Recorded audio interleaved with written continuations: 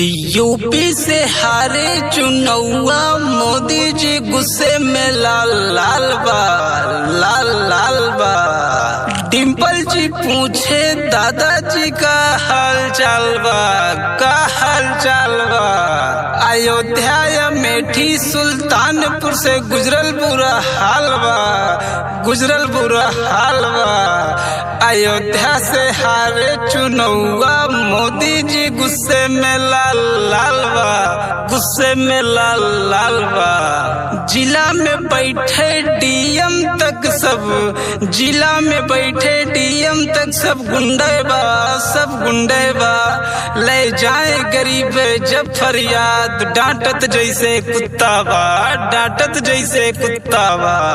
UP से हारे चुनौआ मोदी जी गुस्से में लाल लाल बा, गुस्से में लाल लाल बा। अखिलेश जी पूछे दादाजी का हाल चाल बा, का हाल चाल बा। बन गए तीसरी बार पीएम, बन गए तीसरी बार पीएम। निकलत न एको वैकेंसी बा, निकलत न एको वैकेंसी बा। यही दशा रह गए बाबा 2700 में जाब्या जहाँ। सधुवन के बाजत ढोल मजीरा बा, बाजत ढोल मजीरा बा। अमेठी से हारे चुनौआ मोदी जी गुस्से में लाल लाल बा, गुस्से में लाल लाल बा।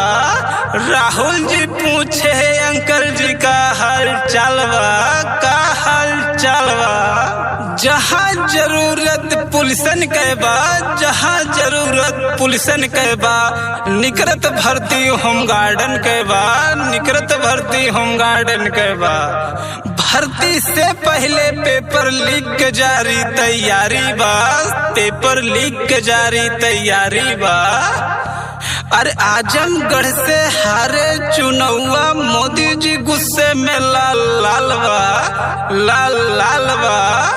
धर्मेंद्र जी पूछे प्रलय बाबा का हाल चाल बा, का हाल चाल बा। यूपी से हारे चुनौआ मोदी जी गुस्से में लाल लाल बा।